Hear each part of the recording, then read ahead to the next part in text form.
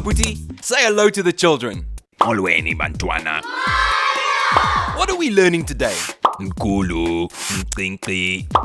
Oh, we're learning how to use big and small in isiXhosa. Are you ready, kids?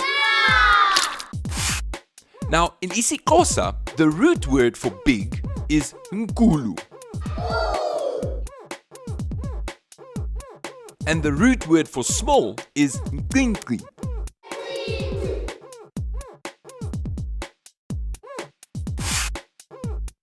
So big, nkulu. Small, ncinci. Now, to say big elephant, we say indlovu, enkulu. And to say small elephant, we say indlovu, ncinci.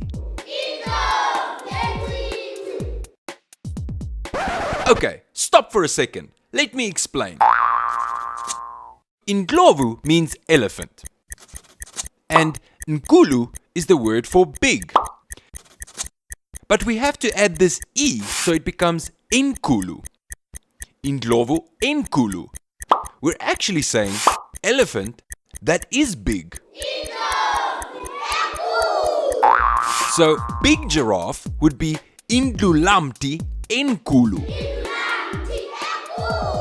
And small giraffe would be indlulmthi, ncinci. Big lion would be ingonyama, enkulu. And small lion would be ingonyama, ncinci. And now you can use big and small to describe some animals. Goodbye, Abuti. Goodbye, kids. See you next time.